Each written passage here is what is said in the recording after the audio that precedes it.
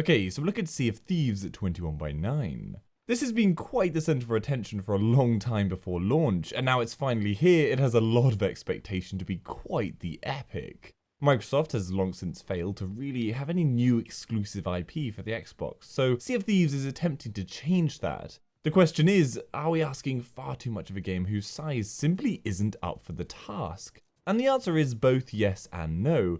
Yes, we're asking too much right now, but no, because this has an insane amount of potential. But anyway, before I go on, let's cover the 21:9 support.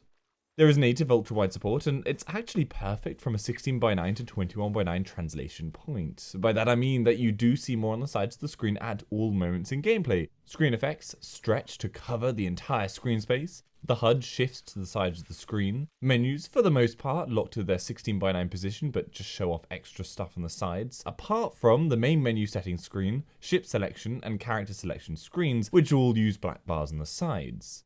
Cutscenes are all ultra-wide with the coloured black bars along the top and bottom extending to the sides of the screen. The cutscene on load up is 21:9, showing off more on the sides of the screen. Surprising though, because it looks like a piece of paper, but yes, it does indeed render the extra drawings on the sides. And finally, the loading screens are 16:9 with black bars. So yes, whilst it may be great that the game technically supports 21:9 great, it is still far from perfect because of one huge issue: the FOV is horrible. You can only go up to 90 and it is just way too low. You feel zoomed in the whole time. And I originally thought this was 21:9 not being supported and being cropped from 16:9, but it's not. 16:9 also feels ridiculously zoomed in. Why, especially for a game like this, the FOV was limited so greatly, I can't imagine. An update must be introduced to increase this to like 110. When you sprint, you can actually get the perfect FOV level. It looks amazing. Further proof that the FOV limitation is nonsensical. General PC support wise, there is thankfully a good range of options across general gameplay controls to graphics. There is full controller and mouse and keyboard support, and performance wise, it's been optimized very nicely. On highest everything settings on a GTX 1080 Ti at 3440x1440, I stayed over 90 FPS at all moments. No real surprise. It's a gorgeous game, but the art style means it's not overly graphically demanding. You shouldn't have difficulty running it over 60 on your system. I did get the rare stutter, a momentary freeze, but thankfully this wasn't something I had to deal with much. So gameplay wise, you start the game with selecting your pirate. This is a look you'll never be able to change beyond cosmetic alterations, so choose slightly wisely. However, it's a first person game, so you're never going to see yourself again other than when performing dance animations. You then get the choice that you'll be making every time you start up the game. Either choose to sail in a big galleon ship or a much smaller sloop. Essentially, this really means, do you want to play with other people or by yourself? If you choose the galleon, you then choose if you want a large crew of 3 people or a smaller crew. And if you're on a sloop, it's either a small crew or just yourself. And that's it. You get dropped into either a new game or join another's party, and you're free to do whatever.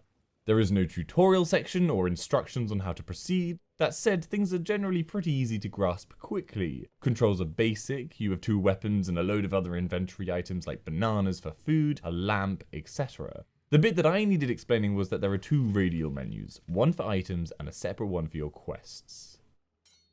So to embark on a quest, the whole point of the game, you first need to go to an NPC, who can be found at any outpost, and collect their quest options, the first of all free to get you going. You can see your quests with tab. Then head to your ship, find the captain's cabin, and place down a quest. You then all vote if you want to do it or not, and yes, you need to vote even if you're just doing it alone. Once chosen, you'll then receive a map, or maps, in your map inventory radial wheel, and use this to see where you have to go. You then go to the big chart table on the ship, where the large world map is, and find where you need to go and mark it and sail there. Then land, kill the enemies, take the skull or treasure or whatever, sail back to an outpost and sell it to the Order. And that's it. That is the core of the entire game. There isn't a story or single player campaign to play through, it's just up to you to make up the story in your head. The flesh around the game comes in the fact that you're in a world with a number of other players and their crews, and if you meet, well, this always turns into a fight with ships shooting it out and you using swords and pistols, etc. just to kill each other off. The idea is then you can steal the other crew's treasure before they can sell them off so you can make a bit of easy money because you haven't had to go and find the treasure, beat the enemies and then take the treasure. The reality, though, is really you rarely come across other players. You might see them in the distance sometimes, but in hours and hours of playing, I only ever had one run-in with a ship. It really just seems that there aren't enough players all put into one map at once. Combat is pretty simple. In fact, it's too simple. You can use your sword to either hit or block, and the 3 guns all just shoot single shots. Nothing complicated here. It is still fun though, but there isn't enough depth. You're only ever killing skeletons or other players, there's no variation in enemy types, and with all weapons already unlocked and ready to play with, there isn't a depth to progression here.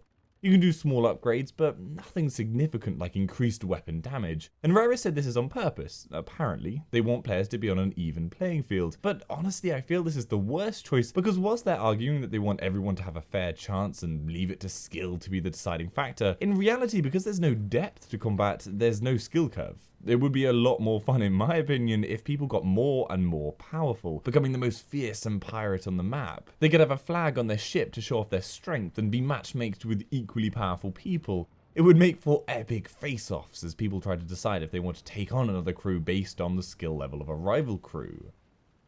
An example of the pinnacle of current combat in the game is attacking a fort. This requires you and a crew to take on skeletons that fire cannons and then attack wave after wave of enemies, each with slight variations, like black ones that need light to take damage, golden treasure skeletons that move slowly in water, etc. But unfortunately, the fact is everything is built just like a bullet sponge. You just hit everything repeatedly and kite enemies until they die. There's no real skill, and it gets tedious. The lack of enemy types in this are some of the game's biggest downfalls. Quest-wise, there is little variation here too. Either go kill a skeleton and return the skull, or find the buried treasure and return the loot, or weirdly go and collect a chicken coop and grab some chickens. I have no issue with the quests, really, though while simple and a little repetitive, for now they do a decent enough job, but being really the only thing to do in the game, they need to step this up significantly. There is only so many times that you can do this same circle of actions without it being dull. There is some wildlife to be found roaming around, with chickens and micro pigs scuttling about, fish in the seas, and the occasional scary shark, and most epically of all, the mysterious kraken that will rise up and destroy you in the rare occasion you come across it. It's not a frequent thing though, and most people will never see it, but watch a video on YouTube to see how cool it is. The world is pretty damn large, with islands scattered across the entire expanse. You'll find big skeleton forts to attack by sailing directly towards the cloud skulls that hang over the forts. However, they are usually miles away from home, so be wary when you're setting out on such a big adventure. Now, the biggest thing to talk about, the best part of the game, is the atmosphere. Some games are just dripping in atmosphere. They immerse you completely, and this is one of the best ever. You 100% feel like you're from a classic Pirates of the Caribbean movie. The sounds, the music, the visuals, they are just stunning. The wood creaks in the wind, the water is just mind-blowingly beautiful, the ship heels over as gusts of wind blast over your ship. You need to set your sails, both in length for power level and direction to catch the wind, and as someone who taught sailing, it's so good to see any kind of depth to real sailing in a game, where usually wind direction and sail setting mean nothing. Huge storms bring insane wind and rain and high waves to throw you about, the storm rain limiting visibility to mere meters in front of you in the most intense of storms. The ocean is scarily deep, with it dropping away into an endless void underneath you. There's nothing quite like watching your ship sink away below you as you're forced to abandon ship. It honestly is the most epically immersive experience I've had in so long, and I would bloody love to try this in VR. When you die in this, you're basically sent to Davy Jones's locker. I think that's the right reference to the Pirates of the Caribbean, and you'll know what I mean. Basically, it's this undead ship, and it's very cool. Then after a while, you can leave, and you can return to the real world.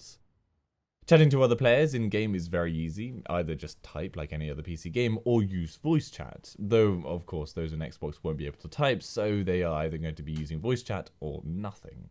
On the whole though, I found that most people just talked via the text chat, and even then you didn't really need that. People generally understood to work together and just get things done.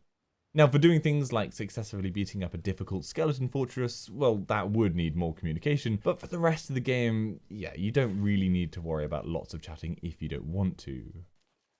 Now, the last points to talk about are Microsoft specific.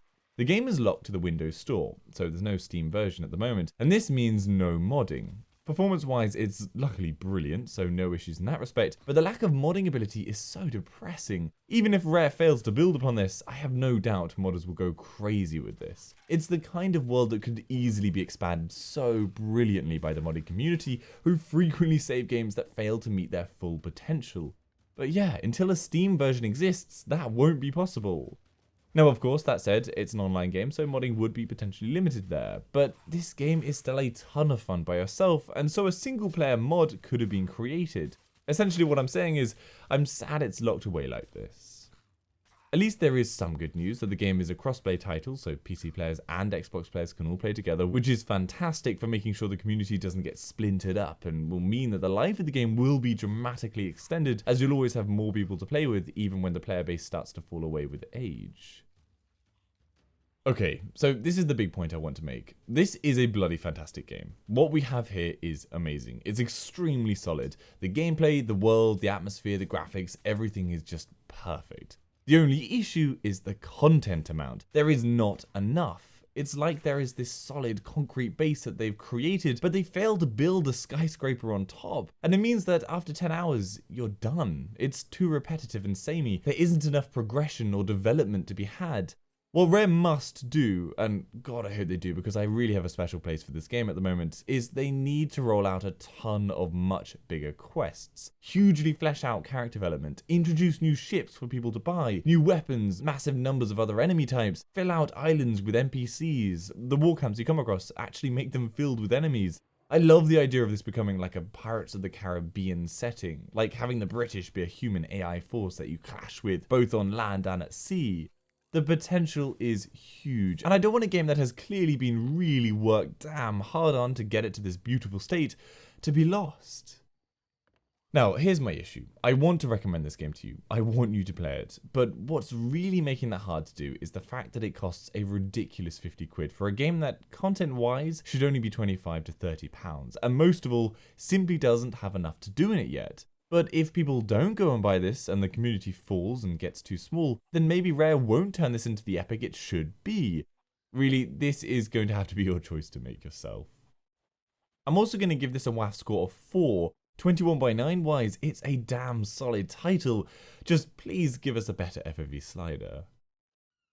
Anyway, I hope that gives you some information on how the game runs at 21/9. Give this video a like if you found it helpful and subscribe for future info. For any of the games at 21/9, head over to my channel, the WAF website. Hopefully I've covered it. If I haven't, then leave a comment down below and I'll try and cover it. And if you'd like to support the channel, the links to my Patreon page are in the description and Amazon affiliate links are there too. See you later.